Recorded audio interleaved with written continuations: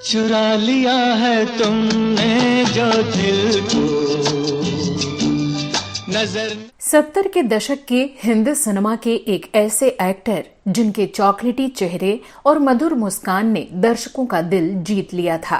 हो मेरी सोनी, मेरी तमन्ना, झूठ नहीं है बॉलीवुड में जिनकी दमदार एंट्री से कई फेमस और स्थापित एक्टर्स को इनसे जलन होने लगी थी। कब माने हो दिल के मस्ताने हो कब। जिनके बारे में खुद सुपरस्टार राजेश खन्ना ने कहा था कि उनके बाद अगर कोई पंजाबी मुंडा बॉलीवुड पर राज करेगा तो वो यही होगा। चुप हो आज तो हो क्या है बात, जरा बोलो ना, ढल न जा। लेकिन ऐसा क्या हुआ कि बड़े बड़े डायरेक्टर्स और बड़ी हीरोइनों के साथ हिट फिल्में देने वाले इस एक्टर को अचानक फिल्में मिलनी ही बंद हो गईं और इन्हें टीवी सीरियल्स में काम करना पड़ा। अच्छी नहीं सनम दिल लगी दिले बेकरार से। ऐसा क्यों हुआ कि FTTI से एक्टिंग कोर्स में गोल्ड मेडल पाने और हैंडसम लुक, खूबसूरत चेहरा होने के बावजूद इन्हें फिर B ग्रेड फिल्मों में काम करने को मजबूर होना पड़ा? मेहरबानी करके आप किसी को दोष मत दीजिए, ये फैसला मेरा था, मेरा है। और वो क्या गम रहा जिसने आखिरी सांस तक इन्हें परेशान किया और करियर तबाह होने के बाद ये कैंसर का भी शिकार हो गए और फिर इनका दर्दनाक अंत हो गया। एक ऋतु आए, एक ऋतु जाए, मौसम। तो कौन थे ये एक्टर और क्यों इतनी अफसोसनाक रही इनकी प्रोफेशनल और पर्सनल लाइफ? बताएंगे और भी बहुत कुछ। आप बने रहिए हमारे साथ।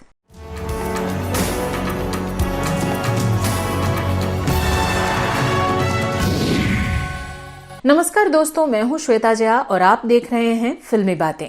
दोस्तों, आज हम बात कर रहे हैं 70 के दशक के मोस्ट प्रॉमिसिंग एक्टर विजय अरोड़ा की। मौजों की डोली चली रे, चली पर। बात आज एक ऐसे एक्टर की जिन्होंने अपने फिल्मी करियर में 100 से ज्यादा फिल्मों में काम किया, लेकिन इन्हें घर घर में पहचान मिली एक टीवी सीरियल से। लक्ष्मण, यदि तुझे श्री राम की आन है तो इंद्रजीत को अपने देश की आन है। वो एक्टर जो करियर की शुरुआत में तो बॉलीवुड में सनसनी बनकर उभरे, लेकिन आगे चलकर सफल नहीं हो सके और गुमनामी में खो गए। प्यार कभी कम ना करना सनम, हर कमी गवारा। विजय अरोड़ा अपनी एक्टिंग के साथ साथ गुड लुक्स की वजह से भी कई अभिनेताओं को कड़ी टक्कर देते थे। फिर आखिरकार गलती कहाँ हुई जो ये इन पॉजिटिव चीजों को भी भुला नहीं सके? सबसे बुरी शराब है, मैं हूँ बुरी शराब। तो इन तमाम पहलुओं पर चर्चा करें उससे पहले चलिए जानते हैं कौन थे विजय अरोड़ा, क्या था इनका फैमिली बैकग्राउंड और कैसे फिल्मों में इनकी एंट्री हुई थी। सागर नहीं है तो क्या है। विजय अरोड़ा का जन्म 27 दिसंबर 1944 को गुजरात के गांधीधाम में हुआ था। तो कुछ रिपोर्ट्स ये भी दावा करते हैं कि पंजाब के अमृतसर में ये पैदा हुए थे। इनके पिता पंजाबी हिंदू थे, लेकिन कहीं भी इनका नाम मेंशन नहीं मिलता और ना ही विजय की मां के बारे में ही कोई जानकारी मिलती है। जाहिर है इनका कोई फिल्मी बैकग्राउंड तो नहीं था। बचपन से ही विजय को एक्टर बनने का शौक था, तो अपनी पढ़ाई पूरी करने के बाद 1968-69 में ये अपनी चाहत लिए मुंबई पहुंच गए। मुंबई में मौजूद दर्जनों फिल्म स्टूडियो में ये काम मांगने जाने लगे, लेकिन किसी ने भी इन्हें फिल्म में लेने में कोई दिलचस्पी नहीं दिखाई, बल्कि सब ये कहकर टालते रहे कि कुछ काम होगा तो बता देंगे। विजय इंतजार करते रहे, ये सोचकर कि इतने लोगों से मिले हैं तो कोई न कोई इन्हें काम के लिए बुलाएगा ही। लेकिन कई महीने बीत गए और किसी ने इन्हें नहीं बुलाया। इतना वक्त मुंबई में गुजारने का एक फायदा विजय अरोड़ा को ये हुआ कि इनके कुछ अच्छे दोस्त मुंबई में बन गए। हालांकि वो सभी नॉन फिल्मी बैकग्राउंड से थे। उन्हीं दोस्तों में से एक ने इनसे कहा कि पहले तुम खुद को फिल्मों में हीरो बनने लायक बनाओ, तब तुम्हें काम मिलेगा। उस दोस्त ने इन्हें film and television institute Pune में दाखिला लेने की सलाह दी और उसकी बात मानते हुए इन्होंने FTTI में दाखिला ले लिया और 2 साल बाद यानी साल 1971 में ये FTTI से एक्टिंग में गोल्ड मेडल लेकर लौटे। अगले साल यानी 1972 में उस जमाने के मशहूर प्रोड्यूसर, डायरेक्टर और राइटर बियर इशारा ने इन्हें अपनी फिल्म जरूरत में एज अ हीरो कास्ट कर लिया। फिल्म में इनकी हीरोइन थी रीना रॉय और रीना की भी ये पहली ही फिल्म थी।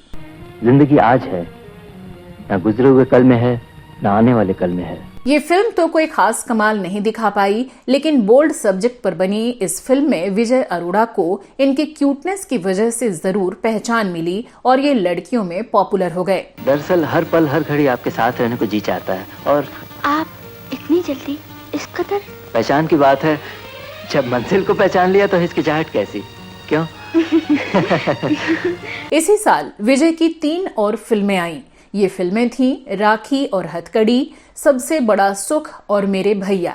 ये तीनों ही फिल्में बॉक्स ऑफिस पर औंधे मुंह गिर गईं। तुम हो मेरी छाया, वो दिल मैंने पाया।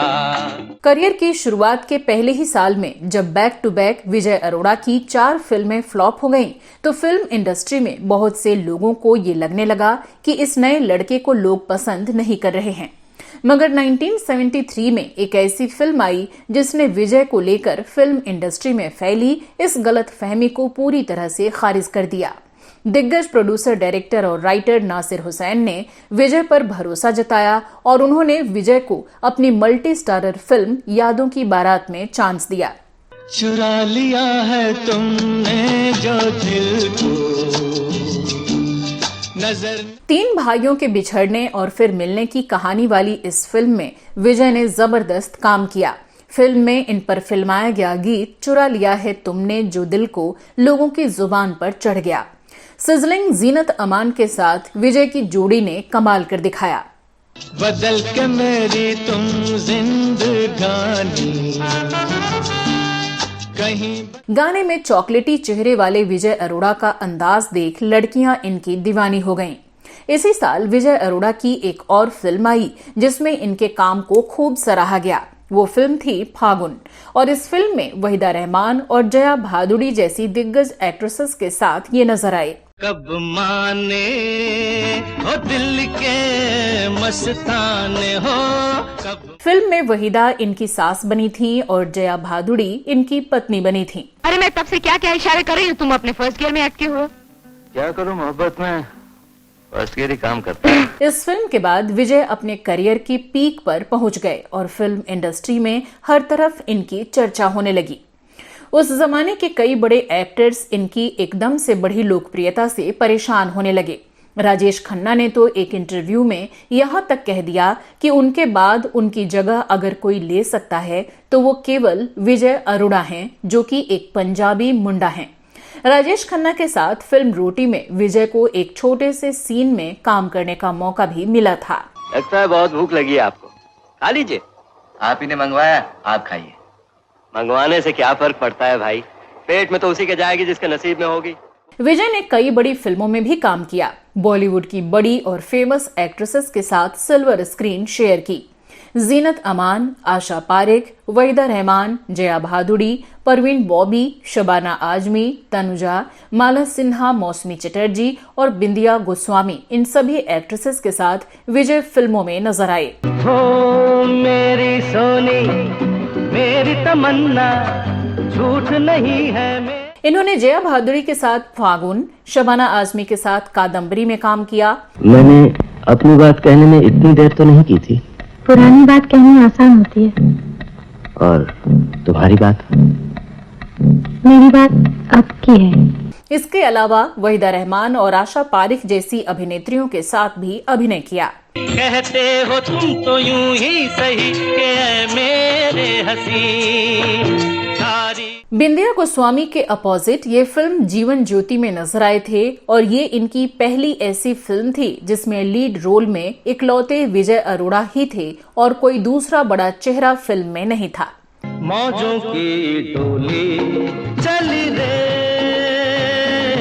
चली पर मौसमी चटर्जी के साथ आई इनके फिल्म नाटक भी एक ऐसी ही फिल्म थी जिसे इन्होंने अपने दम पर हिट कराया था।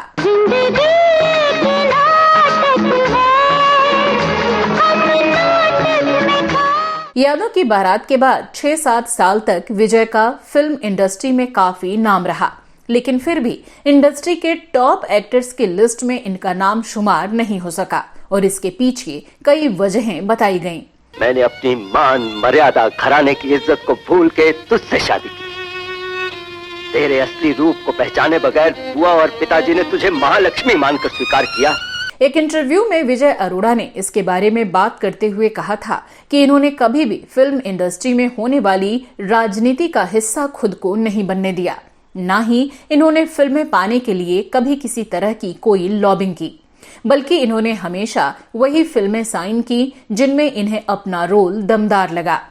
जानकार बताते हैं कि किसी भी फिल्म में इन्होंने कमजोर किरदार कभी भी स्वीकार नहीं किया, फिर चाहे वो किसी बड़े फिल्म स्टूडियो या बड़े डायरेक्टर्स की तरफ से ही इन्हें ऑफर क्यों ना की गई हो।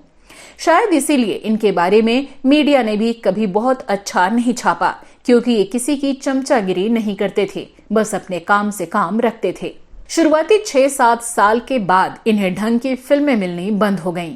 मजबूरी में कुछ फिल्मों में इन्होंने कैरेक्टर रोल्स निभाए और कुछ में गेस्ट अपीयरेंस भी इन्होंने दिया। जो सीने से लगा ले हो ऐसा एक जहान हर कोई। वीराना और पुराना हवेली जैसी हॉरर फिल्मों का भी ये हिस्सा बने। फिल्मों में जब अपना भविष्य इन्हें अंधकारमय दिखने लगा तो इन्होंने छोटे पर्दे की तरफ रुख किया और साल 1986 में विक्रम बेताल सीरीज में अलग अलग किरदारों में नजर आए। डरने की कोई बात नहीं, आपकी कन्या हमारे महल की रानी बनेगी, हम उससे विवाह करेंगे। आपको ये रिश्ता पसंद है?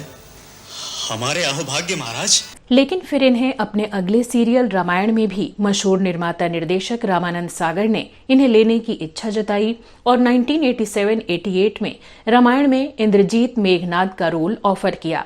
विजय ने हामी भर दी और शूटिंग शुरू हुई। लक्ष्मण, आज का युद्ध तेरा मेरा अंतिम युद्ध होगा। इस आइकॉनिक किरदार को निभाकर ये पूरे भारत में मशहूर हो गए। घर घर में लोग इन्हें किसी हीरो नहीं बल्कि रावण पुत्र मेघनाद के रूप में पहचानने लगे।